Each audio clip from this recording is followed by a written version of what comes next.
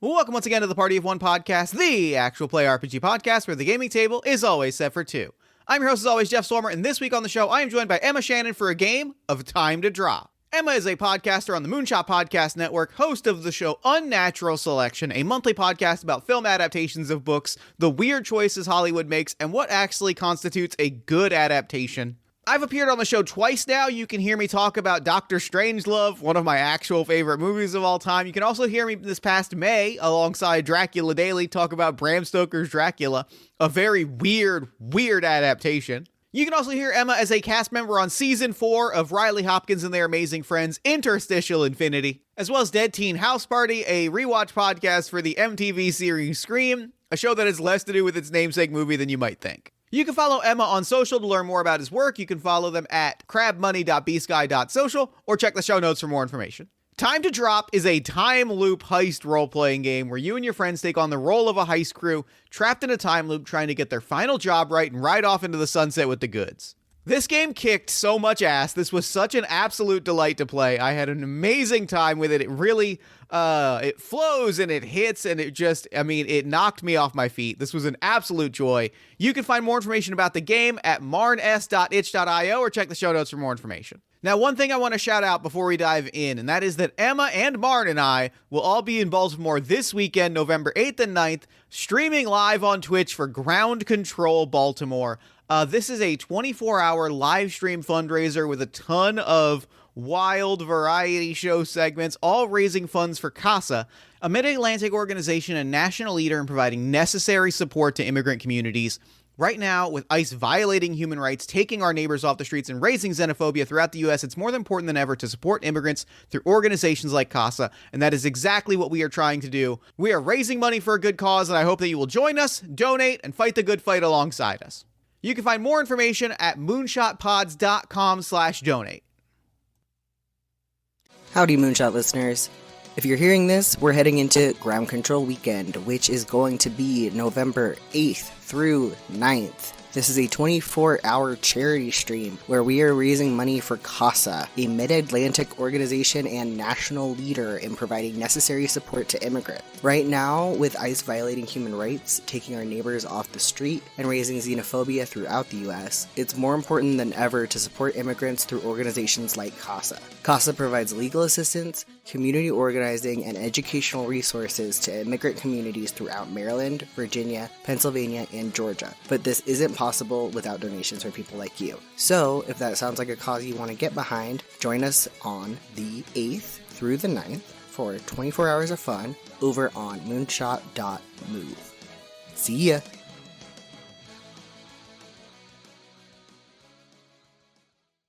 And with all that said, let's go ahead and throw it over to me in the past so that he can get started with the show. Take it past me. Thanks, future me. I'm so happy. Today's a great day. I'm so thrilled. I am sitting down with Emma Crab Money Shannon. Emma, thank you so much for coming on Party of One. Hi, Jeff. Thank you so much for having me. I'm really excited to be here. This is going to be so great. The vibes today are immaculate. I am feeling good. I have just come off of a week-long vacation, and so you have got Jeff on island time, which is the best. I am ready for a fantastic game. But before we dive into today's wonderful game, today's wonderful recording, why don't you take a moment, let our lovely listeners at home know about anything you've got going on that you might want them to know about. All right. Awesome. So like Jeff said, I'm Emma Shannon. I use any pronouns. And what I've got going on is I'm a writer and a podcaster on the Moonshot Network. Dear friends of the show. I host a show called Unnatural Selection, which is about film adaptations of books and the weird decisions Hollywood makes in the process. Jeff has been a guest before and will be a guest again in a couple weeks, actually, from when we're recording this. Yeah, as of the time of this recording, I was on a episode a couple months ago to talk about Doctor Strangelove, one of my actual favorite movies. And, you know, we are recording this on, I think, the last week of April, if not the second to last week of April, and that means that May is coming up, which means that my dear beloved friend, notable real estate TikTok influencer Jonathan Harker is about to go on a very bad trip to Transylvania, and I'm so fucking excited to talk about Dracula. Me too. I have been rereading it. I'm hyped. I can't stop thinking about it. God, I fucking love. I'm saving my Dracula takes for the episode, other than to say, listeners, get excited because I got a lot of Dracula takes. And I fucking love excited Dracula. for Dracula time. I've been on Riley Hopkins and Their Amazing Friends on the Interstitial Infinity season. It's an actual play podcast, fanfiction inspired actual plays. And we were all troubled teens on the Infinity Train, so check that out. Or if you like horror, I'm going to be GMing an upcoming season of Riley Hopkins and Their Amazing Friends called Interstitial Ambiguity, which goes into production at the end of this week. So who knows where it'll be on the timeline when this comes out. Interstitial Infinity fucks. Like, I can't emphasize enough the degree to which Interstitial Infinity, like, as a project, like, fucks really hard. There's really no other way that I can put that into words. It is just a triumph of actual play as an art form is how I will describe Interstitial Infinity. Both because I think that y'all accomplished something really wonderful and impressive and, like, deep and powerful, and also because y'all, like, also because I get to point at it and go, like, yeah, it's the podcast about Shadow the Hedgehog dealing with problems on a train. It really is. It's a fun time. It's so good. We get to do a lot with that. And if you've listened to Interstitial Infinity and want to know more about the character I played, Audrey, you can listen to Dead Teen House Party, an MTV Scream and other forgotten horror TV show recap analysis podcast that I co-host. What a good segue. I'm really, powerful segue, powerful play, powerful move. God, I'm excited. I'm excited for today's game. I've been sitting here thinking about it and reading through it, and I feel like it's going to hit a lot of beats that I think you and I are going to be, I would say, extremely normal about. Extremely normal about, I think is how we're about to approach this. We are playing Time to Drop, which is a time loop heist game by dear friend of the Moonshot Network, Martin, last name. You are a member of a heist crew about to pull off one last job. You and your crew are under the impression that you only have 24 hours left with one another, 12 hours to finalize your preparation, and 12 to pull off the heist itself and make a clean getaway. You and your crew are wrong. You are about to find yourselves trapped in a loop of those same 24 hours, living and reliving them as many times as it takes to identify every complication, refine your plan, and get it right. No one besides your crew will remember the previous loop as clear as day, but make a strong enough impression on someone in one loop and it might carry up to the next. What you do here matters. What you do here has to matter if you ever want to say your final goodbyes and get out of the game for good. Time to drop. Fuck shit up. God, I'm so... let me throw this to you and ask, like, what are you excited about with today's game? What are you bringing to the table? Where's your head at as we're sitting down to play? I've wanted to play this game since Martin first started working on it, and I have not had a chance yet. I'm so excited. This is one of the genuine joys of making Party of One, is getting to make those opportunities happen and being able to just sit down and go, we can play this game right now, fuck it. Martin says hi, by the way. Love it. Hello, Marn. I love a time loop as a concept. I love having to tackle the same problem over and over and just see what happens. And I love a good heist because I think, one, they're just really fun, but they also open up so many doors for, like, the emotional pull. Yeah. There's no way to do a heist without some, like, big emotional reveal and long-term conflict happening. What is your favorite or go-to time loop story? What's the one that you feel the most normal about? Ooh, there are two that I feel so incredibly normal about. One is Palm Springs. I was gonna say Palm Springs was my answer, and so, like, which is like the easy and obvious answer, and I figured if I didn't say it, you probably would. I 100% would have. And the other one is How to Live Safely in a Science Fictional Universe by Charles Yu. Okay. Which is one of my favorite books. which is about a guy whose job it is to repair time machines, and he gets caught in a time loop where he shoots himself. That's incredible. I recently, this past December, watched Round and Round, the Hanukkah time loop movie with Vic Michaelis. Oh my god. Genuine delight, really fun, does some things with the time loop constraint that are so wild as a swing. Like, it makes a decision in the final, like, 20 minutes of the film that is so outrageous that, like, I don't want to spoil it on the podcast other than to say, like, they like, reveal a thing in the final stretch of it that, like, you just go, what the fuck? Good. I love shit like that.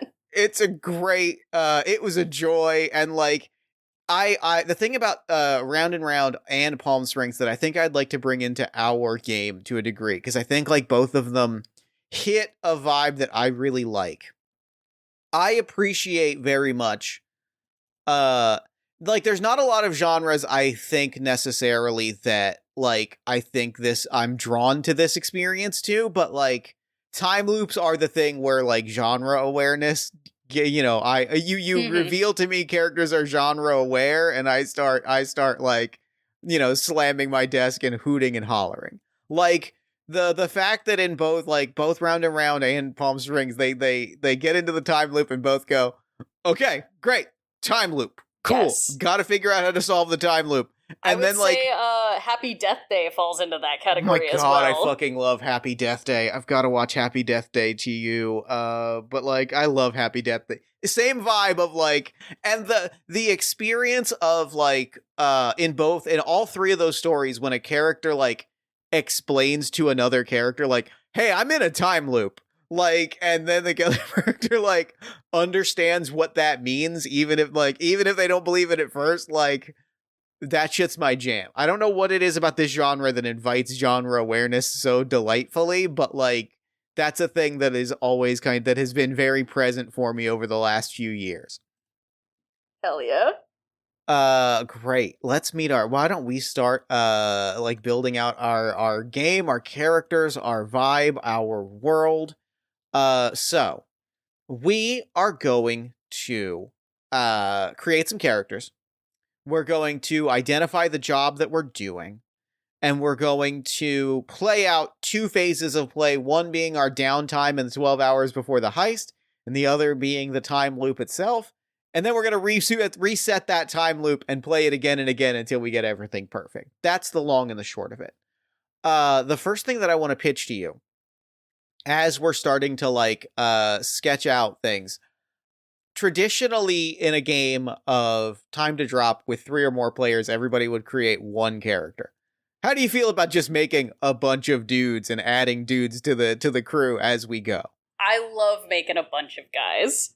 But making guys rules and is fun, and I feel like introducing characters as we need them and being like, I want another member of the crew to be here at this moment is going to be very fun. I think we should settle on, like, a limit for how big the crew can be. Yeah, what's the number that jumps to mind?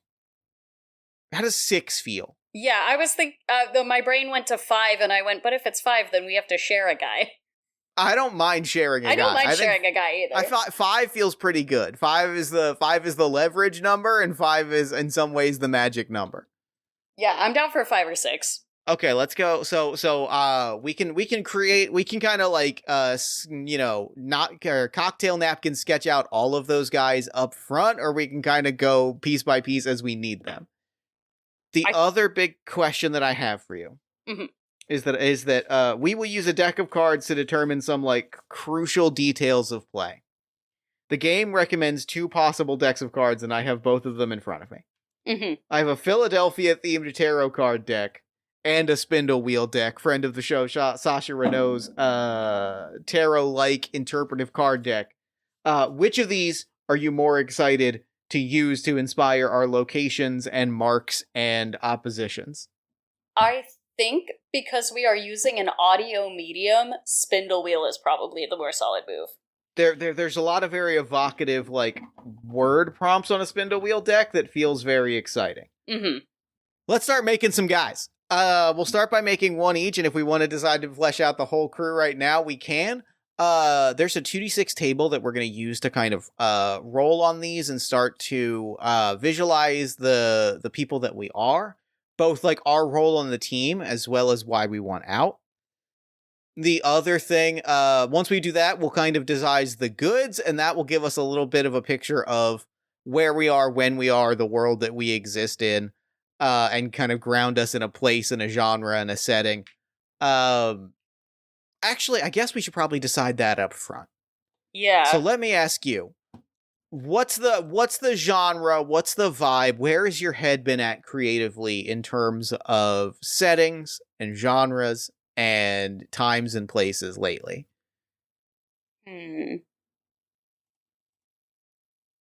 There are a few things. I'm always playing with like speculative fiction and magical realism, but I like a heist better when it's grounded.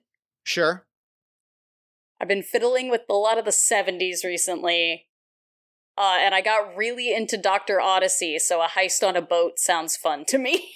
Heist, well, and I mean, nothing to, and the thing about Dr. Odyssey that stands out to me is that, like, never has there been a more 70s, like, pitch than Dr. Odyssey. Like, Dr. Odyssey feels like it should be a remake.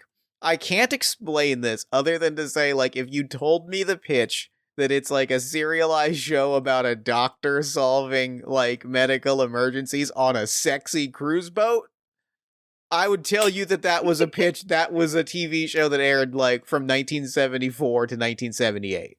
Like, yeah, that is so a fair, TV show that aired on CBS, like, Tuesday nights before The Incredible Hulk. Like, it would be in response to the Love Boat blowing up, and, like, that's where that show belongs. Yep. And the fact that it came out in 2024 baffles me. So, like, I want to pitch, and, like, the seasoning that I want to add to the soup is in part because I played a game of Apocalypse Keys recently, but also just because my brain is kind of always thinking about this, is like, I have been on a really big Hellboy kick recently. Okay. On a really big, like, BPRD Hellboy kind of, like, and, you know, mentioning, like, magical realism, kind of that energy, plus the 70s, plus a boat. I want to maybe posit, like, I think, like, there is a joy to playing with a larger than life element that maybe, like, grounds our time loop a little bit.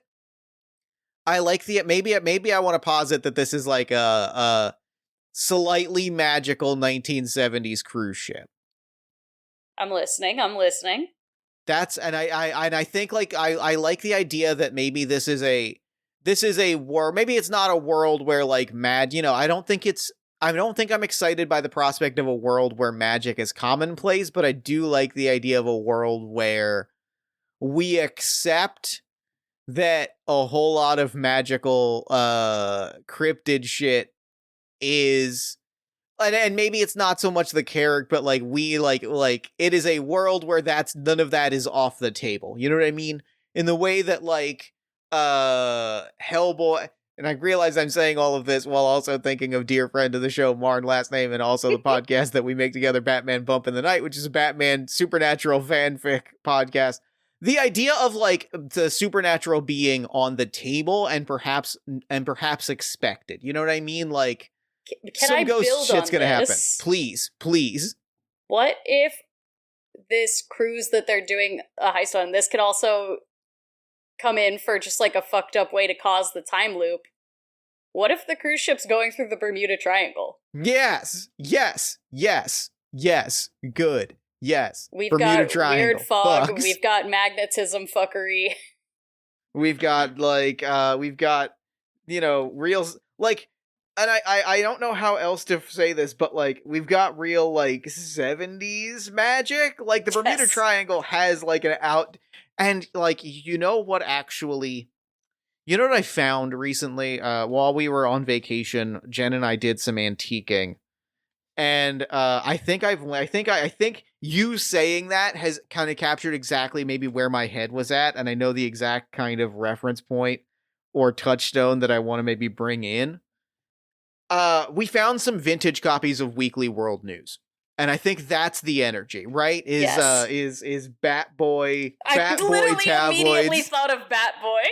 Like that's the energy, right? Like this is a Weekly World News Bat Boy ass 1970s with a boat on the Bermuda Triangle, where some shit's gonna happen. Yes.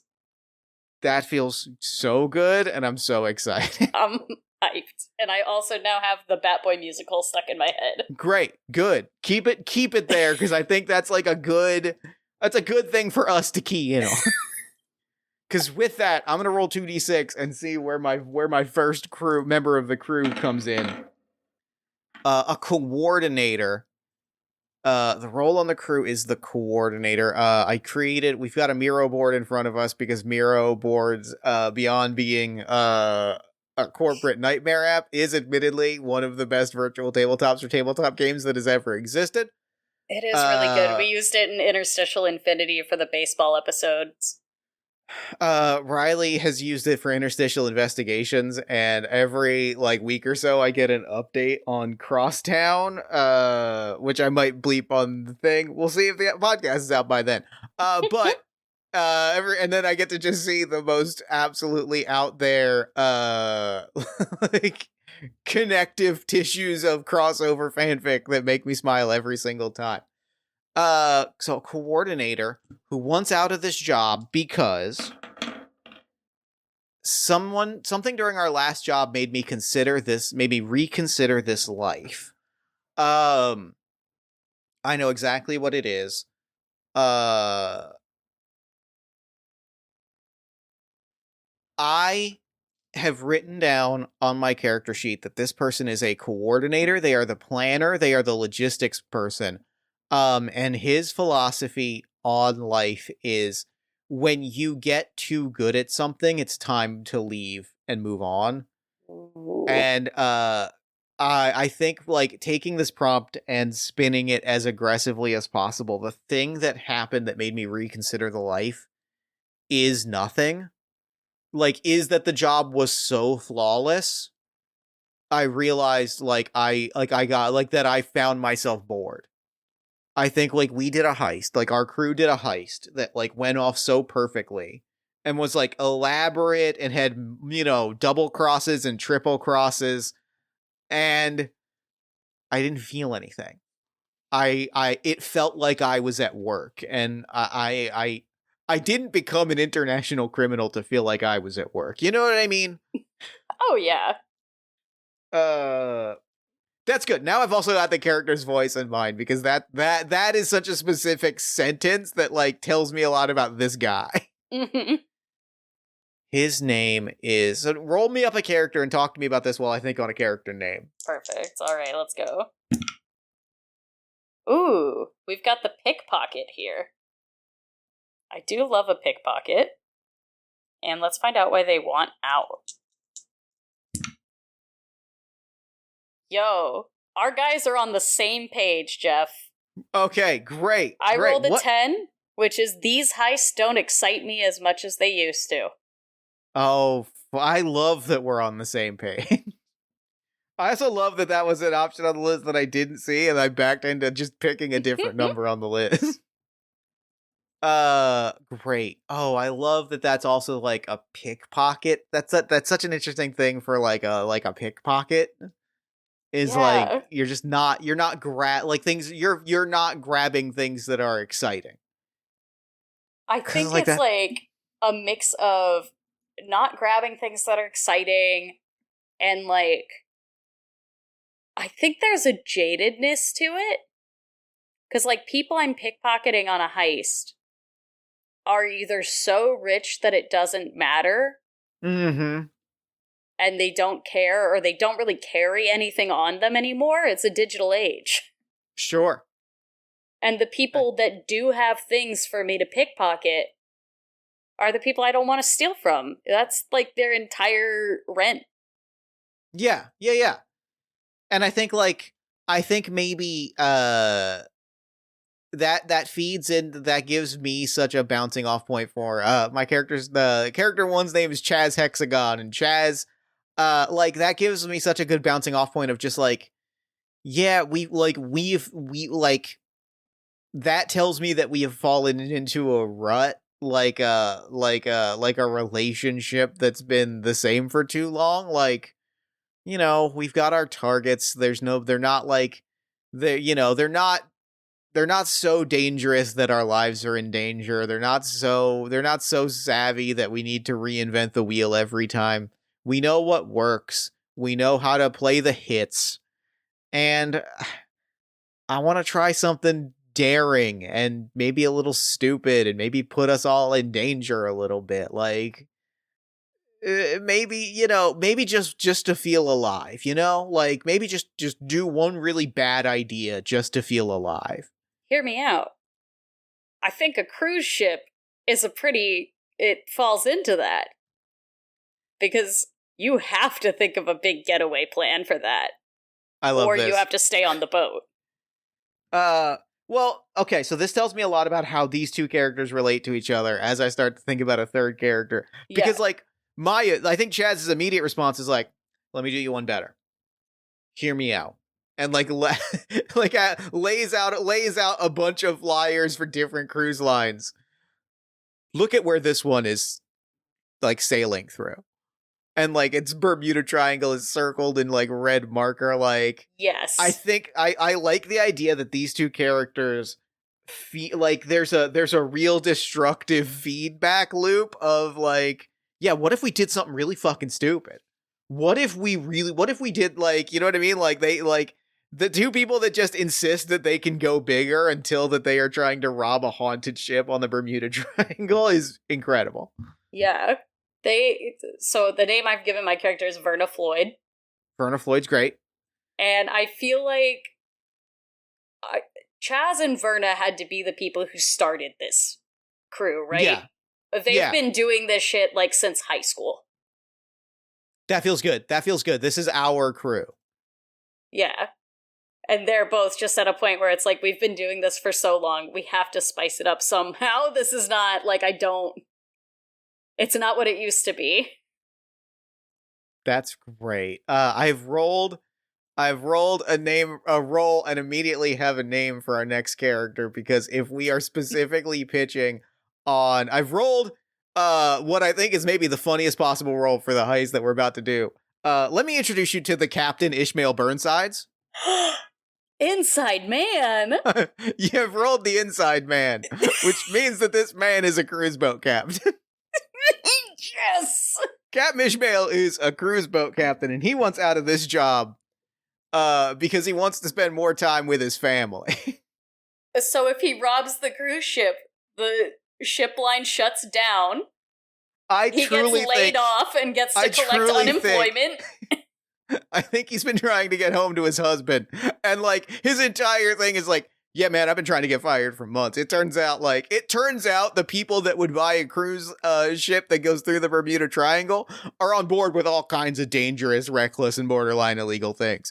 Turns out that is not a deal breaker for a lot of the people that are buying the Bermuda Triangle cruise ship.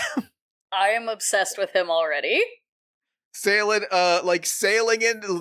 straight for, icebergs and coral reefs and other ships. Turns out that shit's catnip to them, and so I'm at a bit of a loss. Ooh, I've rolled the muscle for our fourth guy. Oh, the muscle. Okay, great. I have an old injury that's been getting worse recently. Ooh, that's why the muscle wants out. That rules. That does rule. I think the muscle got hurt on not the last job, maybe not even the job before that. I think it's just been as the muscle, you get the shit beat out of you a lot. Can I be for a moment the most on my bullshit? That is, can I cash in my maximum on Jeff's bullshit at all times? I'm listening. card? because I mentioned that I just got back from vacation, but I should also mention like why we were on vacation, and that was for wrestling shows specifically. And so I've been listening to a lot of the Mountain Goats album Beat the Champ specifically, and the vibe of a muscle who like is a 70s wrestler that has just picked up road injuries separate from the job. How are we feeling about that possibility? I think I could potentially cook with that. I have been watching a lot of the dark side of wrestling. You've got the vibe. That's where my head is at. Is a lot of like 70s inadvisable decision making wrestling. And like if we want this to be the character that we share and we both cook with, that feels compelling to me. I could see that. So I'd be down for that. Why don't you roll me one more character and sit with this? Yeah. I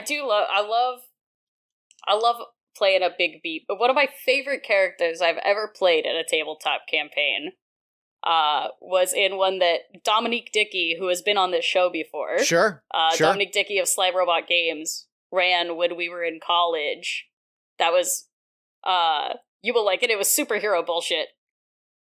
We were a gaggle of superheroes, and I was our muscle. I was the brick, whose abs were made of bricks, and was an extremely stupid himbo with a heart of gold. I love that. And I think about Brick Gronkowski every day.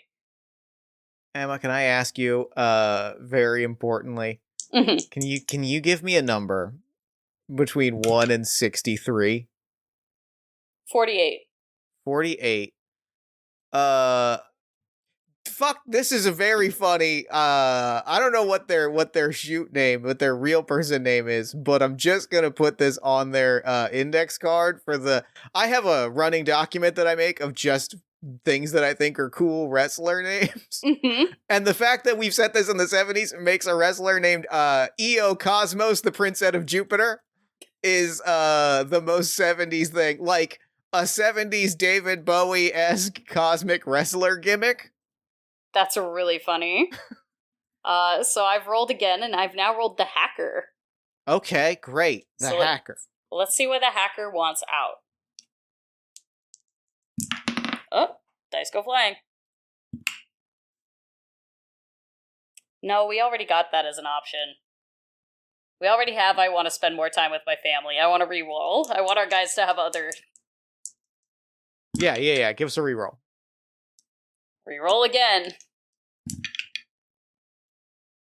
We'll get there. I'm getting too old for this shit. Sure. That's where we are. So, I want to ask you, like, what is exciting to because like that is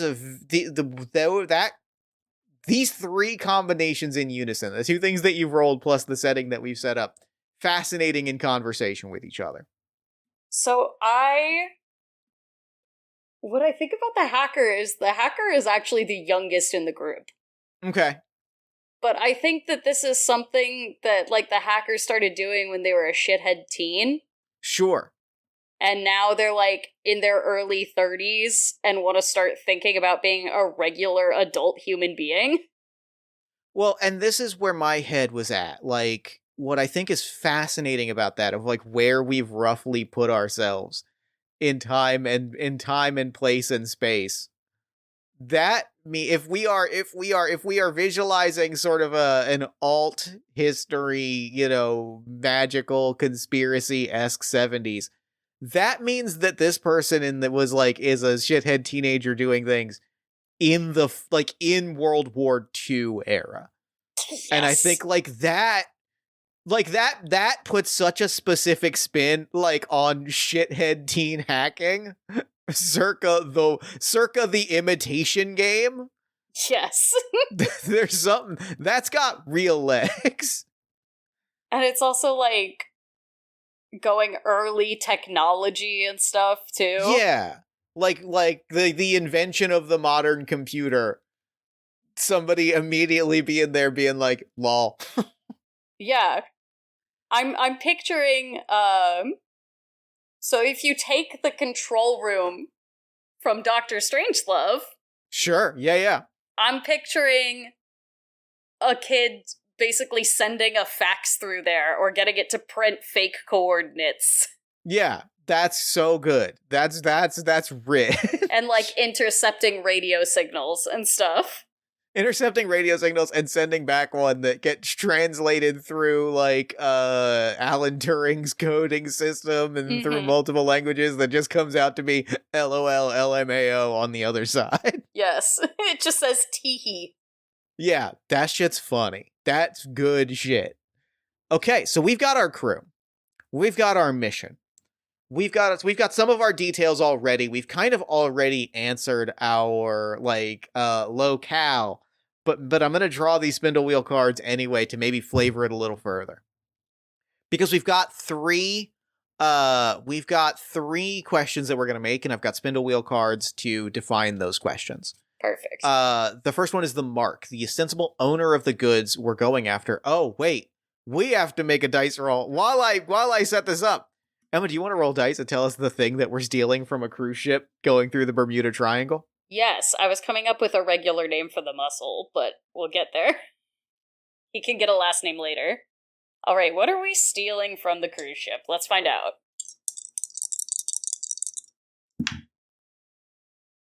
Oh, this is spicy.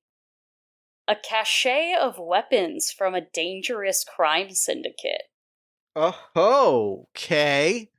Now that colors things a lot. That's changes got some legs. Everything. I think the question. So yeah, that changes a lot of things. So I guess the question. So I think it's got to be. It's got to be the captain posits that, right? It's got to be that Ishmael is like, y'all know that there's a crime syndicate funneling weapons through these ships, right? I mean, if you really wanted to do something stupid to get yourselves killed, like, that's right there. And they'll blow that ship up, and then I don't have a job anymore. This works great for me. I think the owners of the cruise ship are who's running the syndicate. That's great. Ian can't outright narc on them because otherwise, well, he can't go. Or not Ian. That's what I just named the muscle. Ishmael, the captain, Burnsides, can't go home to his husband if they fucking kill him. Yeah. That feels good. But if somebody steals all the weapons, there's no way that news doesn't get out, even if the heist is completely successful. Right. I like this. I really like this. This is good energy. The mark here, the first card that I've drawn, the mark, is the appendix. Somewhere between vestigial and vital, a place to grow. I've got a pitch for this immediately. Go for it. I was just at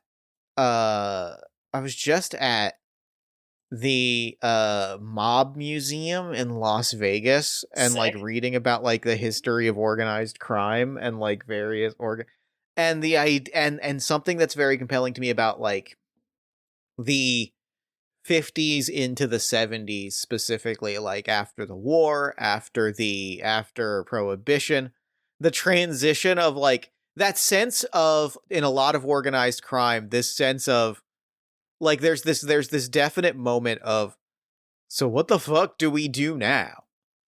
Like there's a like, and I think that there's kind of a fun mirror there of our crew if like this is a mob boss who was like a gun runner in the war, a rum runner before that, and now it's the 70s and the game has changed so much that like our mark is a mob boss that is also facing the same like, fuck is my life look like right now? Like what is life now? Oh, I like that. This is Bruno Tamaretti. Sick. Former bootlegger turned mercenary turned who knows? Question marks. The locale, which we already know is a cruise ship that is scheduled that goes through the that goes through the Bermuda Triangle.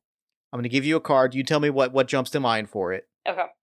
The Fallen, a would-be martyr with delusions of sainthood, a powder keg, and want of a spark, or a sheep fleeced, a chump bamboozled, a chronically unlucky sucker. I think this ship was meant to be like the end-all, be-all luxury cruise ship. And I think when it first set sail, it was. But over time, it has become dilapidated. It has seen things. It's from that era where like a lot of luxury liners got appropriated to be wartime ships. It happened to the Queen Mary. I think it's that sort of deal. I think it got appropriated to be a wartime ship and was never quite the same once it set sail as a cruise again. That's wonderful. And then our final piece of the puzzle, the Guard, the security method for keeping goods secure. This is, I don't even know where to go with this. I've got Lonely Aria, an opera abandoned, a novel unwritten, a haunting undescribed, a song from the old country, a language all but forgotten. I think the owner is on the ship and everything is in his private quarters. Oh, that's wonderful. He's like barely even trying to put it in a separate location because it's like we established with who he is. What does he do with all this now? I love that because it means that this is not necessarily like we're not intercepting. It colors the job a lot that we're not intercepting these weapons. This is not like we're not doing a thing that could even be perceived as either heroic or villainous. We're doing a very neutral thing, which is just this guy's got a bunch of guns. He don't know what to do with them. He's just kind of floating on water, collecting tourists on his dilapidated old cruise ship. That also happens to have like a ginormous shipment of guns, weapons, illicit substances, all just sitting kind of in his private junk room of a captain's quarters. Yes. We could just go take it. He probably wouldn't even miss it, and he probably wouldn't even have us hunted down and killed. He kind of seems like he's just going through some stuff. Mm-hmm. And like, obviously that's underestimating him. There's definitely some sort of security.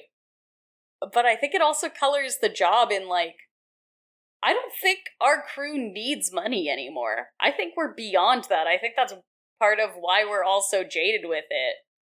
The point of this heist isn't to steal something valuable, it's to steal something we have never stolen before. We're doing this for the thrill, and that's why this is one last job, because like we're fine. You know, this is after the scene of Ocean's 11 of all of them standing at the fountain. Like we got the money moment. And then we just realized having the money is boring. Yes. If we could take this one cool thing, like this is for the story. This is for the remember when we stole that guy's guns off of his Bermuda cruise ship. Yes. Oh fuck, dude, this rules. I'm so thrilled. I'm so amped. Okay, great. So now we're going to talk about like what the job is going to loosely look like. And we can do that also as we're doing the downtime scenes where each of our characters is going to describe like a downtime action they're doing in the 12 hours leading up to the heist itself. We need to decide like what needs to be done, what our characters are doing when they're by themselves or with their other team members, and also like what the job is going to look like as we set up to do this first run through. Do you have an idea of what the downtime action or heist planning or job details you want to add for one of your crew members? I think Chaz and Verna are like essentially like in the game room together working out the details. Oh, sure. Yeah. And I think there's like a little bit of energy of like, is this even going to be worth it? I think like I think that I'm adding this to the timeline. I'm adding this to the timeline of events. The game room floor is very sad. Yes. Like it is like sort like there's a little bit of a casino, there's like some tables that are very like unoccupied. It's not a ton of like people doing things. People are coming and going with plates of food from the buffet. Like and it's what we would describe as like accomplished criminals as easy pickings that are not worth our time. And I think like the downtime action as we're planning is really like Chaz pointing at a random person and being like, how would you get their wallet? Easily. Do I even need to explain? No, not really. You think you could get that dealer to reveal to us where the aces are in the deck and we could set up a 4 of a kind? Probably. Yeah, probably. I've got the black dress in the suitcase. That one always works. And really it's just about slipping a deck into their hands, and that's just kind of getting close to them at that point. And so how are we doing this thing? I wonder if that's just like a hard cut away from them. Yeah, that's good. That's a good hard cut. I think that's a hard cut away to... I think it should be either to the captain or to the hacker. I want to see what's going on with the hacker. I think the hacker is like figuring out, like, there's got to be cameras on the ship. There's still security cameras. And there's communication. I think the hacker has brought a walkie-talkie from home. Yep. And is hooking it up to the ship's crew comms channel. And I think like I want to blend in Ishmael's scene here, because I think like Ishmael is I think what I want to posit is like you've brought this, you're connecting it, and I think what we see as you connecting it is like Ishmael plugging wires into headphone jacks in like on like big 70s circuit boards. Mm-hmm.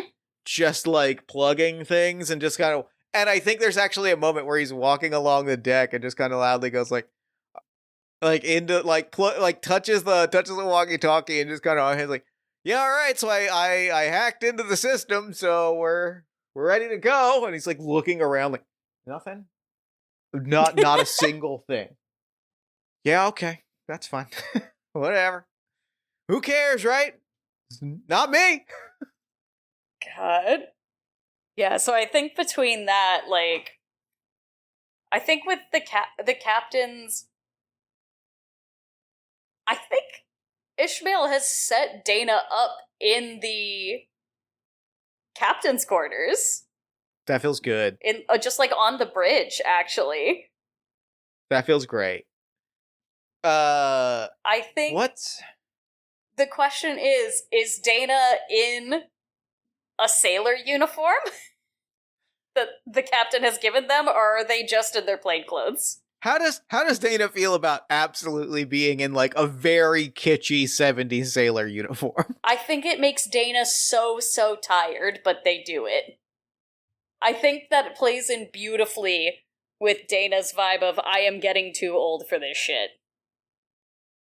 I love it. I love this a lot. And with that, like, we've seen all of our people, like, in these moments. Except we haven't seen Ian. We haven't seen Ian Bergman, aka EO Cosmos. Yep. What's going? Where do we think Ian is at this moment? I think... Do we trust the muscle enough to figure out our escape? I feel like that's what we've got. That's the missing piece of the puzzle, so I feel like it's gotta be... He's so like rigging up the lifeboats or something. Like either setting up a lifeboat to dip or like... I wonder if one of the lifeboats has been replaced with our speedboat. I like that. I really love that a lot. And he's just making sure it's secure and hidden, but that, like, the quick release is ready to go. Now, Emma, can I posit to you something? I've been filling in cards and putting them on a timeline. Can I posit to you a beat that is off book but feels right to the heist specifically that we've set up? Yes. Does this heist go off absolutely perfectly? Do we see, like, here's my pitch. We see the heist go off flawlessly. The missing pieces are like Verna Verna in an outfit gets invited to Bruno Tamaretti's like private poker game. While there, while at this game, Chaz, Chaz coordinates with Ian to knock out like 2 security guards, elbow to the back of the neck, elbow to the back of the neck. With Dana like covering where the other boat crew is, Ian is able to just like effortlessly collect these boxes of guns. Like, it goes perfectly. What I want to posit is that it goes perfectly. All 5 of us are on the speedboat. Like, it truly is, it goes as perfectly as it can go. And then, like, as we crash a wave, like a wave hits the speedboat, we kick into the air, and Chaz and Verna, like, that we are not seeing loop number 1. We kick off the game proper with loop number 2. And Chaz and Verna are back in the game room. I am really intrigued by this, except how do we make sure that loop number 2 does not also go off perfectly? That's a good question. Then here's what I've got the answer. Because what we have not introduced, the thing that we have not introduced, really, in any of the building or character stuff, we have not introduced a supernatural or magical element. Like, we have not introduced any, like, weekly world newsism to any of these. These are all, like, very ordinary 70s dudes. And it kicks off with the loop. Yeah, like, the loop immediately, like, flying saucers or something magical, or, like, they're back in the same place. So they've, like, blinked, they're back there, and now the one thing that has changed, the thing that has taken them out of their elements, is, like, a large, immediate indicator that something supernatural, like, there's a supernatural presence that does not match the rest of the plan that we've mapped out. Hear me out. I think we can do that, like, with the mix of the Bermuda Triangle subtleties, and it gets what do you got? Bigger each loop. I like that. I like starting like noticeable but small. So like the first loop goes off without a hitch, and then it resets. We'll obviously have our downtime of everyone replanning, but like this time when we go through the heist, we will start to see things like Dana's walkie-talkie not working. It's just static. Every walkie-talkie is just static. I want to build on that, because I think that I know what I want the first indicator of like, oh, this is a new thing we have to deal with to be. Mm-hmm. Because I think, like, I like the idea that, like, the crew, our crew, like, immediately recognizes, oh fuck, we've been blasted into a time loop. What does that mean? And also, oh no, there's supernatural things happening. I'm gonna write it on this Miro board. I want to posit that we flash back to the game room. Chaz and Verna are sitting there. They watch the exact same person walk in with, like, a plate of prime rib, and they're like, hey, we were just here, right? Were we not just on a speedboat going to an early retirement? Yeah, we I didn't imagine all that, right? Like, that wasn't just me, like, doing a whole jaunty montage in my head. Not unless we're sharing a montage, which I guess wouldn't be out of the question for us at this point, but I mean, I'm it'd be extremely new. good at describing plans. I'm not going to rule that out, but fuck. Right? I think Dana is like hyperventilating in the corner a little bit in the captain's area. And I think what I want to maybe posit, like, Ishmael walking along is just like, I'm plugging in the thing. Wait, no, I was off of this boat and it was going to explode, or they were going to kill each other. No, I'm not back on this boat. Yeah, I think you're right that it has to be Ishmael who, like, makes the time loop realization. Yeah, Ishmael's like, no, I'm not back here. No, you can't do this to me. Yeah, I think Chaz and Verna have just, like, the most normal conversation where they're like, huh, did we not just do all that? Did we just, all right, well... Yeah, whatever. We have the plan, so how do we do this thing? Yeah, how do we do this thing? And we cut to Dana having, like, a moment of, like, this is not my beautiful house, this is not my beautiful wife. Ishmael, I can't be back on this boat. I can't. Hits the walkie-talkie. I think hits the walkie-talkie to call to Dana to be like, we're back on the boat. We're not supposed to be back on the boat. We got off of this boat. And I think, like, as he hits the button, Dana and Ishmael just hear, like, whoa! That ain't good. that ain't right. And with that, do we draw our first complication then? Yeah, I think that we draw our first complication. Let's do this thing. I draw another card, add it as a complication, and then we go from there, right? I think so. I think we can just start with that, since it's not, like, an immediate thing that they are trying to do. Okay, great. Let's start with there, and then we'll introduce a complication card as we go. I'm starting a 20-minute timer. Nice. Okay, we have got our first, we've got the situation. Walkie-talkies are down, and there are ghosts on the walkie-talkies. How is the team, who is dealing with this, and how are they dealing with it? Dana is dealing with it, and I believe the way they are dealing with it, it could be described as poorly. Sure, that sounds great. I like poorly. Poorly is fun. Poorly is good.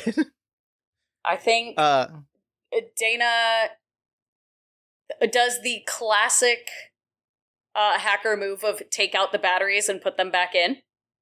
Yep, great. And there's still all of the weirdness on the walkie. Oh, Emma, I have drawn a card for this complication. Please roll me a 2d6 plus 0 and then I will read this card, because I think I know how this manifests, and then we can describe how it's dealt with. Awesome. If it's dealt with. That is an 8. So it's dealt with, but we will have to deal with it again in future loops. Good, great. Because I drew the card Lieutenant, right hand of power, loyal failure, the weak link in the chain. I am adding a black card for a supernatural thing. I'm dropping it right here next to these cards about Dana on the walkie-talkies. And I'm just writing in all capital letters, iceberg dead ahead. Like, we start getting, and maybe Ishmael recognizes, like, these are distress calls from the USS, or from the HMS Titanic. Like, we are straight up getting, like the Lusitania, like, historical shipwreck calls for distress on the radio. And it's awesome. Like a clear, like, oh, fuck. Oh, that's bad. That's bad? That's bad. How does Dana deal with that? Like, deal with this? Like, are we rewiring the walkie-talkies? Are we shutting down comms? Like, how do we deal with this? I think, knowing that we have to deal with it all again, like, in future loops. I think in this loop, I think Dana shifts gears. Mm-hmm. I think Dana basically says into the walkie, like, hey, ship for brains, this is my job. Get off of my signal. And it doesn't work. So Dana comes up with another solution, and I think Dana uses the broadcast system. Nobody's paying enough attention. So I think Dana starts, like, you know how with a big ship the captain can sometimes, like, play music or make an announcement? Yeah. I think they start using that, and I think the iceberg messages gave them an idea, and they start mixing Morse code into it for when they need to give a cue to any of our team. I really like that. That's fucking great. I think that's what keys in the rest of the team. And I think I'm going to I think that keys in the rest of the team, and I think Ian is going to, like, engage with that especially badly and directly engage the mark, which is to say, I think Ian, like, freaks out at hearing this and, like, especially because we didn't do a downtime scene with Ian, who I think was just, like, at work so deep that he just did not notice that, like, a thing had changed. Yeah, that's true. This is his cue that things have gotten fucked up, and now is like, oh wait, yeah, we were here before. Oh no. And, like, has a full-blown panic attack, bursts into the room, and starts throwing fucking hands at Bruno Tamaretti to just be like, give me your shit! Give me your shit now! Awesome. That is a 7. Okay, so you succeed, but it's still there. It's still there. And what I want that to be represented by is I'm gonna add a card to Bruno. gotta draw your card, draw your spindle wheel. This is because this is a mark, this is our existing complication of appendix. It doesn't invert, which is great. But it does, I am adding, like, an important detail, which is just, like, Bruno, for some reason, on future loops, just fucking hates Ian. Like, there's not a clear reason why, but there is, like, a clear sense of, like, oh, I fucking hate that guy. Like, yes. There's a clear antagonism there that I think is very fun for this character to have to deal with. And so, like, Ian bursts through the door, punches out Bruno, and but there are now, like, guards that are, like, rushing in. We don't really have a lot of insight onto where the other crew members are. Does Verna or the captain or Chaz, do you have a thought on, like, how someone else is going to engage with this? With the fact that the mark just hates Ian? Or that now it is no longer a heist as much as it is, like, a smash and grab robbery. I think that is the situation that we are in. How are we addressing that crisis? Especially, I think, maybe Chaz and Verna in the game room, given that they are the master planners. Yeah. I think Chaz, this is all I think Loop 2 is going, like, super fast, right? Mm-hmm. Like, they are fucking up Loop 2 and speeding through it. I think Verna, I think they don't realize for long enough what's happening because they don't have communication to Ian. Yeah. I think Verna still goes to the poker game and Bruno doesn't show. That's great. And, like, I'm gonna say, like, 2 armed guards rush past Verna, like, headed towards the captain's quarters. Big 70s revolvers in hand. Yeah. And I think Verna sneaks after them because she knows something's going on. I think, like, yeah, like, hands on duffel bags, Ian, like, is standing in the room, like, is, like, making his way out of the room as these guards, like, turn and, like, point their guns, cock their pistols, and get ready to fire. Oh, man. Do I think Chaz makes a play here. Yeah, I do think Chaz has to make a play here, right? He's the leader, he's the coordinator. We're activating. Yeah, we're triggering the fire system to spray these fuckers with sprinklers and hoses and sprinklers and foam and shit. Also a 7. Also a 7. Which means that this will come up again in future loops. Yes. How do we think this comes up in future loops? Well, let's draw that card and see. Let's draw this card and see. This is a black book. Bribes taken, murders bought, secrets recorded. Oh, buddy, I know exactly what it is. Awesome. I know exactly what it is. And this is real bad. I think like there is a moment like, and I know how it works in our favor this time, and also how it's gonna fuck us on future loops. Awesome. Added a card to the board, dropped it right there. Chaz, like thinking quick, pulls a lever, triggers this thing, starts like expecting sprinklers to spray and alarms to go off and cause a distraction. And like, it kind of lets out that from the sprinkler system, some like a few spurts of water kind of trickle out, and the guards and Chaz and everyone are distracted like, yo, are we on a boat that doesn't have a functioning fucking fire system? Oh god. Oh, that's awful. Awesome. Like there's like a real moment of like, what if there's an emergency? And that at least gives Ian time to like run past. Why don't you how does Ian try to take out these guards? I think is the crisis we're in now, and or Verna. Do we think both guards have their guns pulled on Ian already? I think they do, but they're lowered now as they're distracted by the fact that the sprinkler system is no longer working. All right, I think Ian just straight up like he's still in panic mode, right? This is a cat that has had water sprayed on it in a small enclosure. Yep. He tackles one of the guards at the same time Verna takes the other's gun and turns it on him.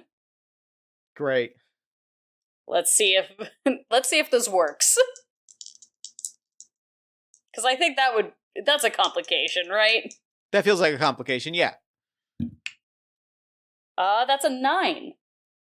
Okay, so it's gonna come up next time. It will come up again next time. Yes. How do you think it succeeds, and then we'll play out how it's gonna fuck us up next time. I think she definitely gets the gun. I think on Verna's end, things are fine. Mm-hmm. I think for Ian, his injury is worse now. Sure. I think the soreness and the tiredness of his muscles, I think that, like, he slammed into that guy. I think it's aggravated his injuries. I like that. I really like that. And that'll follow into the next loop. Great. Guards are taken out. Everybody is rushing to the lifeboats. What's one more big complication? Possibly like a supernatural spinning thing. Okay. Sure. This is good. Great. A safety tool check on spiders and spider-esque imagery. Let's go for it. Great, because the card I drew is Arachne, a quiet weaver, pride of the town, odd gossip outshone by marvelous deeds. Sick. I think like this is and this is maybe the moment that the time loop resets. This is a very good moment for the time loop resetting.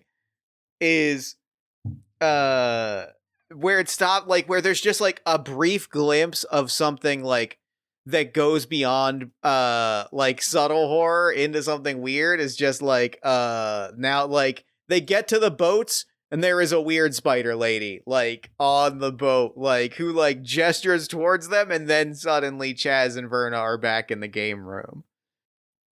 Awesome. And that's the first loop, baby! uh. This time I don't think Chaz and Verna are able to, like, convince themselves that they didn't just go through that. Yeah, no. 100%. They are... I think they're a little thrilled. At least Verna is. I think Verna's kind of excited. Chaz just goes quiet and goes like, "You think the weird spider lady is still there on this one? Maybe. Are we gonna have to fight a weird spider lady? When have we ever gotten to before? You think Ian can beat a weird spider lady in a fight? Only one way to find out. So what do we think Ian is? So Ian is setting up boats, and I think, how do we feel like now that Ian is in the loop, how do we feel like he's reacting to the loop? Because I want to posit that this downtime scene is Chaz and Verna seeking out Ian about the spider lady. Yeah, and to be like, hey man, you can't beat the shit out of Bruno like that again? Can't do that, man. It's bad. Look, we appreciate the enthusiasm. Don't get me wrong. You're great at what you do. But you gotta let me be the plan guy. That's what I'm here for. That's what I get. I don't really get paid. I guess I pay myself in the money that I steal, but that's why I collect the money that I collect. You understand? Yeah. I think, would it be wrong if Ian comes to Chaz and Verna? No, that actually feels great. I think he comes to them because they're the two with the answers usually. And he's having a moment like, man, I haven't seen shit like this since before I quit wrestling. And I think, like, what I think is great is how absolutely unhelpful in this moment Chaz and Verna are. Because truly he comes in to be like, what the fuck is happening? How do we deal with this? I can't lift things with my right shoulder, with my right arm anymore. Like, I don't know how we're going to get this boat loaded. I don't know how we're going to collect these guns. Also, everybody has been eyeing me, and I think that there might be a hit on my head. And Chaz immediately first saying, you think you could fight a spider lady? Like, you think you could beat her in a fight? She's probably got magic. Vernie, she's got magic, right? Maybe. Maybe she's just a weird spider lady. Okay, baseline. Ian, baseline. You think you could beat a weird spider lady? They're just unhelpful. Yep. Because they're in their feedback loop. Like, they're kids at the candy store now. Yeah, they're having a great time.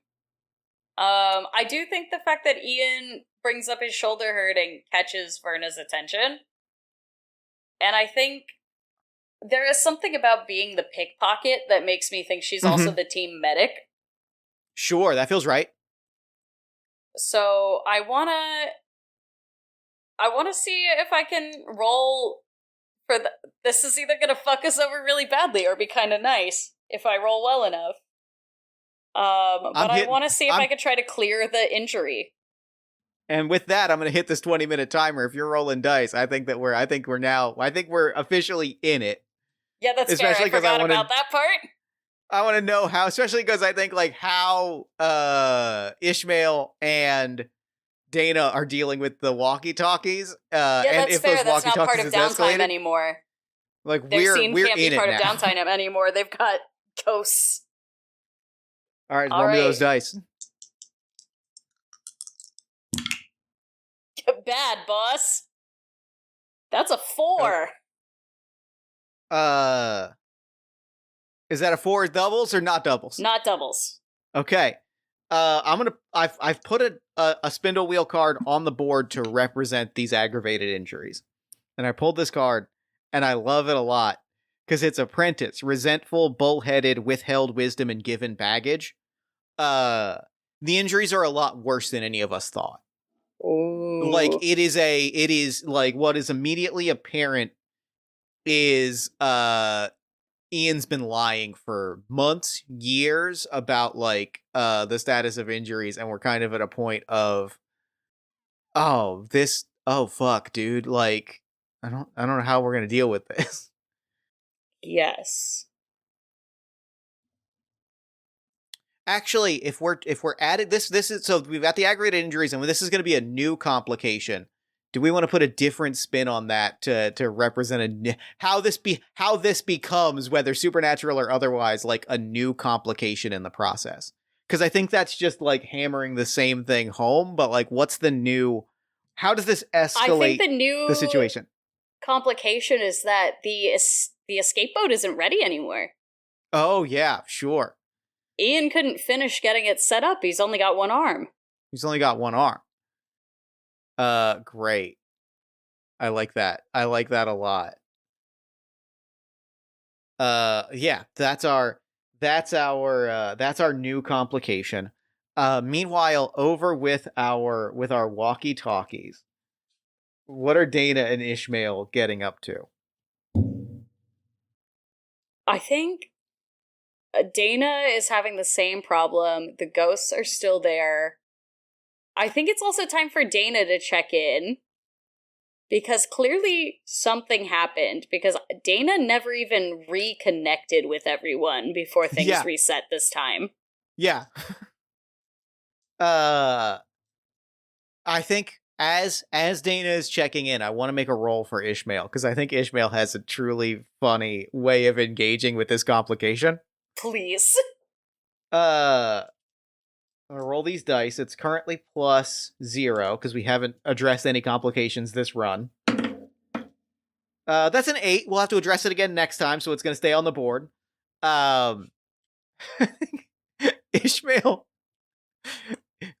Ishmael is a captain on a ship, talking to other captains on other ships in moments of great nautical distress. Mm-hmm. I think Ishmael blinks back and finally registers what's being said and gets on and is like, you need to get people to the lifeboats, you need to get crewmen ready. Talk to the band on the Titanic and see if they'd be willing to play some music. It will calm people's spirits in a stressful moment. Is walking these historical disasters through what's happening with a kind of purpose that he's not felt in years. Awesome. I'd love that for him. He is thriving at this moment. It's not making the ghosts go away, but it is at least dealing with them. Dana, is Dana heading to the game room to meet up with Ian and Verna and Chaz? I'm trying to decide whether Dana heads in or if Dana has a secondary communication to the rest of the team. We've already established that the broadcast that you've got the broadcast. If it's over the loudspeaker, that's very funny. That is really funny. I think Dana does make a broadcast. Will the passengers staying in cabin 27 please come visit the captain? The captain would like to speak to the passengers from cabin 27. Chaz looks at his big 70s room key with a 27 on it. Dana's freaking out about the ghosts, I think, right? That's got to be what that is. Does our group know that Dana encountered ghosts? No, I think not. So I think what he says instead, Dana's probably freaked out about this. Dana's probably seeing the spider lady. Do we think Dana could beat the spider lady in a fight? We should probably not. We should probably go deal with that. Yeah, let's go check on the kid. Because I think Chaz and Verna both still see Dana as, this weird 16-year-old that they found. So, I think... So right now we got a +1 to this roll. Do you want Dana or should Chaz roll to address? I think this complication here is the boat, because I think this is us working out on this loop how to navigate together on the boat and be in communication. That feels like a good roll. Yes. Is it +1? Because we didn't actually clear the complication. I think that we've cleared it. We've cleared it for this loop. I think it is that when you roll a 7 and 9, you clear it for this loop, and then it's still on the table for future loops. Okay. So you have to clear it again in the future. At least that's how I'm reading it. I can work with that. Marn, if we're wrong, Marn, if we're wrong, I'm sorry. That's fine. You can yell at us. Yeah. Awesome. So we are rolling for the boat then, yeah? Yes. Yeah. That's at 11. That permanently great. That has fully cleared the boat complication. Because like we have effectively control of the boat. Dana's got we've worked out the broadcast, we've worked out the broadcast system as a way to communicate with each other. We've all connected with each other, we all know the situation. So that is permanently cleared. Awesome. I do think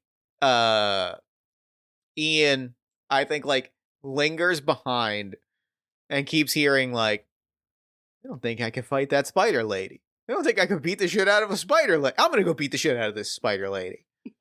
It's like flexing his muscles. I would like to directly jump in and engage the arachne complication here. Go for it. That's an 11. That's permanently dealt with. Cool, no more spider lady. I think truly, as everyone else is dealing with their things, in the background is just a wrestling match between this wrestler and a weird spider lady. Awesome. It's just body slam. Like, they are just, like, beating the shit out of each other in the background of all future scenes on this loop. Awesome. I think that means we have to get back on track with the heist then. Yeah. I think that's where we're at. So, like, we've got control of the boat. We're all in communication. Chance is like, okay, so we still got a target. We still got Bruno. We've still got to get into the private game. We don't have lifeboats because Ian's not able to take care of the lifeboats, so we got to figure out a way to get off the boat. 3 things. Who wants to take care of which? Well, I'll go play poker with Bruno. I already know what cards he's going to have, after all. That's true. That's good thinking. But if we need it, I can stall. Also works. That's great. I mean, you know what? Let me take care of getting the loot off of the boat. Maybe we can talk to Ishmael about getting some lifeboats in place that we can get offwards. That feels like a plan? Dana, feels good? Mm-hmm. I think Verna wants to go talk to the dealer early. I want to try to schmooze this NPC into making this the slowest game he's ever dealt. Great. That means that we are going to make an ally, which means we're going to roll 2d6 plus 0 because we have no established allies. Yes. So give me that 2d6 roll. That's a 10. Perfect. You succeed. That NPC will act favorably towards you in future loops. Make a note of that on the timeline. The dealer is my friend. Sure enough, like, we see the poker game playing out, and this poker dealer is doing everything to, like, draw things out, over-explain the rules, shuffle just a little bit too often, and is, like, dragging things just enough as, I think, and I'm going to roll my 2d6 for Chaz to try and take on the I'm gonna say the lonely Arya complication, the guard complication of, like, getting into the private quarters and collecting things.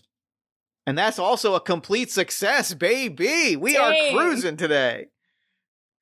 Chaz, what Chaz has done here, and I think I'm gonna also roll 2d6 plus 1. That's a 7, and I think that feels good for, like, they will work together now. Because, like, I think what Chaz has done here that he's not going to be able to replicate is con artist his way into getting members of the crew to, like, take pieces of the ship, take things towards the lifeboats because, hey, we realize that there's, like, a thing on the boat that's going to go wrong, and, like, we need to get the stuff safely in case something goes disastrously wrong on the boat. I like that. What do we want to try and tackle next? We've still got on the table this round Bruno. We've got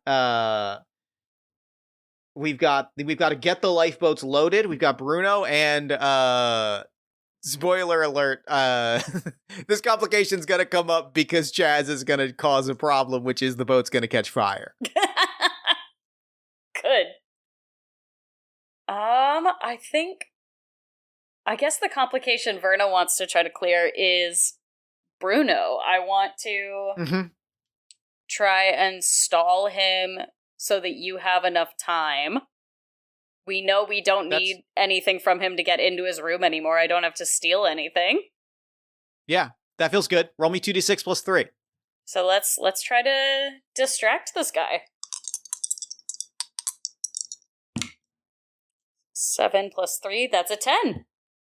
That's perfect. That permanently takes care of Bruno, which is fantastic.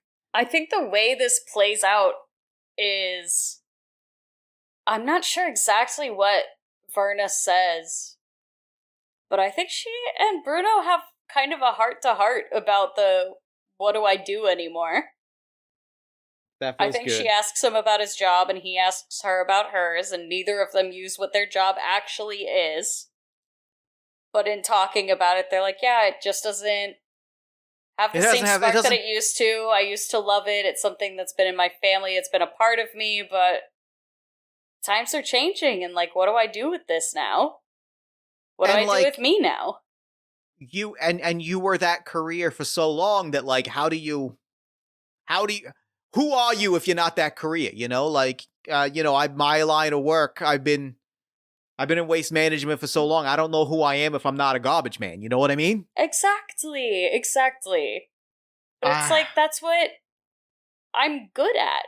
And it's not really a applicable skill in other fields, you know? Exactly. I feel like, and even if it was, like, it's the question of, do I want to go into another field? I got into waste management because I wanted to be a big guy. I wanted the money. I wanted the power. And now, like, I could take that and become a librarian? Like, there's applicable skills, but, like, I don't want to be a librarian. I want to be a garbage man. Exactly. I like you. You're good people. I hope that you deal with whatever you're trying to deal with. I hope so too. Anyways, I call. Yeah. I'm gonna raise $20,000. Great. I think, I have drawn a card and it has 2 words on here. It has several words on here that are so good that I think is a good supernatural conflict, because we didn't add another supernatural thing to this run, and I think this feels like a very good supernatural escalation. I drew bridge, a choke point, a shortcut, rope and wood haphazardly lashed. Something has chewed through the ropes on the lifeboats, and they are all like dangling precipitously. Sick. We don't know what it is, but there's something that has chewed through those ropes, and I think like Chaz has to like figure out a way, or like somebody's got to figure out a way to like get the lifeboats like situated in a way that's going to allow us to get off of this boat. Awesome. I think it's got to be Ishmael, right? It's got to be. I think he's got to be doing captain shit and like commanding his crew. And that's a 12. I mean, that feels good. Mm-hmm. That feels good for him to like step up and take, even if it's not what he wants in his life, to step up and take charge and be the captain of this boat. Yeah. Great. And so finally, like, we get the lifeboats loaded. We get on the boat. And I think the closing beat that I want to posit here. Mm-hmm. Maybe we do one final beat of downtime scenes before we hypothetically start loop 3 and end on the cliffhanger. I think we're on the lifeboats. We've got the guns. We're like, everybody's got a moment of like, I think that was our best heist ever. Honestly, I know things got a little bit out of hand with the spider lady. Great job with the spider lady, by the way. But I think we did everything about as well as, and that's when the boat explodes in the background. The whole cruise ship. Just fire, explosion, like, We could probably deal with that on the next one, right? Right? We're not going to let that happen again? Yeah. I guess we should. That's not really our thing. We don't usually do the murder thing. We do the in and out. And, I don't like, I mean, there were a lot of nice people. I don't really want them to go, and as he's mid-sentence, Verna and Chaz are back in the game room. So we should probably fix the fire system, right? That's what we didn't do last time. I guess so. I think Verna's a little out of it. I think she's thinking about Bruno. I think Chaz gets on the grabs a phone to call the captain's room and is like, "Hey Dana? Yeah. Hey, what's going on with the walk? Why are we broadcasting our plans to steal things and not go through the walkie-talkies?" There's ghosts on there. I think it might be another hacker on the boat already, but Ishmael says it's ghosts. Like from the Titanic. That sounds like ghosts. That sounds like ghosts. After today, I'm not going to doubt that it's not ghosts, and frankly, I think that we should probably just move forward thinking on it's ghosts. Anyway, not irrelevant. We'll deal with the ghosts when we deal with the ghosts. Great job dealing with the ghosts, by the way. Hey, can you kind of work your tech magic on the fire system, the sprinklers and such? Because I think if we do anything to this boat, it's gonna catch fire and it's gonna kill a bunch of people. Great. No pressure there. I'm not a plumber or an engineer or an electrician, but I guess I'll see what I can do. I mean, you wouldn't be here if you didn't want some of the pressure, so I feel like, good luck. Here's the thing, I don't even think it's a roll thing. I think I just want to set that up as a downtime beat. That's fair. I'll save the roll for when we're actually doing stuff. But I do think I will have to roll for Dana to fix it. Oh, sure. What I want to do is fill out our downtime things, and then as we go to set the clock, we call it game, I think is the play. That's fair. I keep getting so excited about the loop. Oh, I am too, because this game fucks, and I do just want to keep running these loops, especially as we continue to add more and more supernatural bullshit. Where are the captain and Ian as their situation is unfolding? I think Ian doesn't even attempt to deal with the boats this time. Sure. We know that everything's dealt with the lifeboats, right? Yeah. I think he goes to the infirmary. Sure. Do you think he goes to the infirmary? And the nurse there asks, "Hey, you look like hell. Are you okay?" And he's just like, "Yeah, Spider Lady. Main right hook. Many rows of teeth. I didn't, Are you hallucinating?" She goes, "Okay, so in the last 12 hours, what have you taken? Because you've taken something." Spider venom, for sure. I don't know what you've got. Is that what the kids are calling it these days? Well, all right.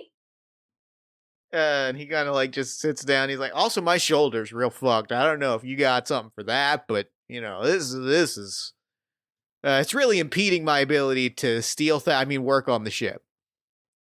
Well, I'll see what I can do. And I think if I can posit our closing downtime scene, I think Ishmael, the vision of Ishmael that we see is the polar opposite of what we saw from Ishmael in the first downtime scene.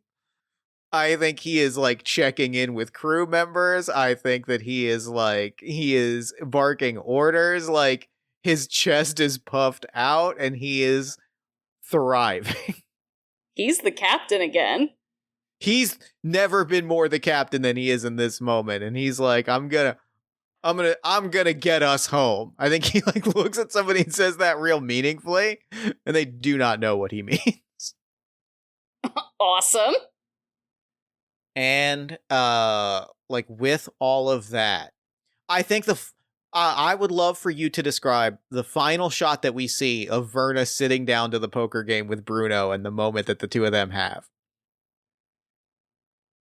I think they play their game. I think Verna clears out. She takes everything. Because of course she does. Why wouldn't she? Especially now that the poker dealer maybe is dealing her some sweeter hands than is mathematically probable. Right.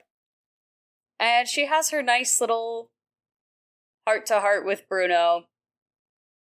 And she has the moment of, you know, maybe it's okay to just not do it anymore, but still have loved it. I don't know what I'm gonna do next. I think like he kind of like leans back and like I think we were damn good at what we did, and we just gotta own that and live up to it. You know, let's see what tomorrow brings. I think that's maybe the best that we can ask for.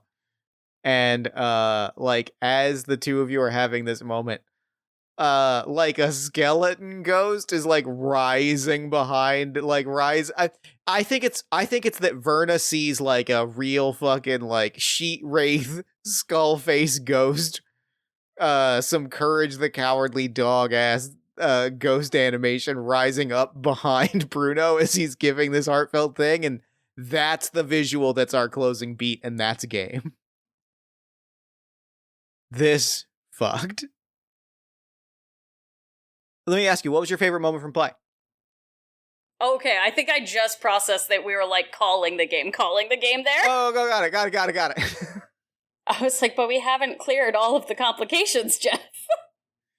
I could play this game for another 4 hours, but I think we've got to leave it there, for the sake of time. That's so fair. Thank you for playing this with me. This was wonderful. What was your favorite moment from play? What stood out to you? I really liked just like cooking with the characters in the first loop going so well and figuring out with a group that is so well coordinated, how can we make something go wrong? I thought that played so well, and the introduction of like weird shit, like and the fact that this like hyper competent group is confronted by like inexplicable weirdness, and they're just like, all right, so we need to deal with whatever this is. Wait, there's a real joy to that. Jeff, can I do a replacement clip? I think I have a real cliffhanger now that I know what's happening. Yes, please. I think Verna has this moment with Bruno. I think she gives him her fake business card that leads to one of her burner phones, so that if he's ever on the mainland and off the sea again, he can give her a call. And then the boat hits an iceberg in the middle of Bermuda. Yep, that's it. That's exactly it. That's exactly it. And like a fire starts, and Jazz on the walkie-talkie with Dana is like, "Hey Dana, the fire system. Remember how we talked about that?" Yeah. Yeah, I think that's gonna have to be a priority, bud. Okay. And that is game. Yes, there we go.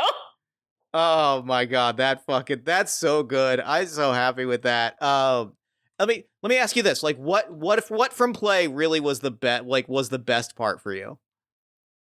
I love establishing like the interpersonal connections for a crew like this. Mm-hmm. I love building up those backstories and seeing how it starts to play out and the way they all interact together. I love that so much. I really loved the introduction of the supernatural, both in the sense of like just weird little things that are unfolding, and then periodically the like, oh, and now there's a fucked up spider lady. Who knows what that like? There's something really joyful about like the mix of something has chewed on the ropes of these lifeboats, and also weird, like full-on spider lady has appeared that somebody's gonna have to wrestle. Yeah, I loved the ghosts on the walkie. I loved the radio transmission, the Morse code coming from the Titanic. I really loved getting to watch Ishmael's rediscovery of a love of boat The love captaining. of the sea. He found it. He found his passion again. His husband's probably thrilled because when you watch someone rediscover the love of their work, there's a real joy and a magic to that. Yeah. Fuck, this was so much fun. Thank you so much for joining me. This was special. Yeah, thank you for having me. This ruled. Before we wrap up, where can people find you and your work online? So you can find me on Twitter at EmmettSCA, that's EMATSCA, or as of this morning, you can find me on Blue Sky at crabmoney.bsky.social. You can find the podcast that I'm on the Moonshot Podcast Network. Every podcast I make is on there. Or if you want to read some other weird speculative fiction that I've written, check out a copy of Best Debut Short Stories 2022 from your local library or bookstore, and the final story in that collection is mine. I love that. That rules. This was magical. Thank you so much for this. I'm over the moon. And for now, I am going to throw it over to me in the future so that he can wrap up with the show. Take it, future me.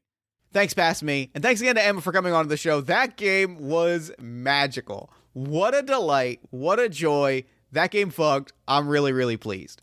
Be sure to head to the show notes to check out Unnatural Selection, Dead Teen House Party, Interstitial Infinity, as well as Emma's other work. Be sure to pick up your own copy of the game at marns.itch.io. And be sure to follow Emma on social at crabmoney.bsky.social. You can also find us on pretty much whichever social media you prefer at Party of One Pod or Jeff Stormer, depending. And if you enjoy the show and you want to support it, there's a lot of different ways you can do that. Subscribe to our newsletter at buttondown.email/partyofonepodcast. And join our Discord community at bit.ly/partyofonediscord. You can support us financially at patreon.com/JeffStormer or ko-fi.com/JeffStormer. You can give us a nice iTunes review, shout us out to a friend, give us some love on social media. You can buy some Party of One merch at bit.ly/partyofonemerch. Or if you're looking for more great podcast content, you can check out All My Fantasy Children, which is a character creation, storytelling, and world building podcast that I make with my best friend in the world, Aaron Catano Saez. We take a listener submitted prompt and spin it into an original fantasy character, populating a shared universe one story at a time. You can also check out Yazeba's Bed and Breakfast, which is an actual play about a heartless witch, a cozy house, and the many people making their homes inside. Both of those you can find wherever you get your podcasts. Party of One is, as always, produced and edited by Jeff Stormer and Jen Frank. Music for the show comes from the song Infinite Lives by Mega Ran featuring the D&D Sluggers, and the Party of One logo is by Evan Rowland. If you'd like to inquire about advertising rates, coming on the show as a guest, or about press coverage of the show, you can email me at partyofonepodcast@gmail.com. And unless I am mistaken, that is all we do here. So until next time, thank you so much for listening. Remember to fight the forces of fascism every single day. Remember that self-love and self-care are radical and defiant acts of resistance. And as always, party on, everybody.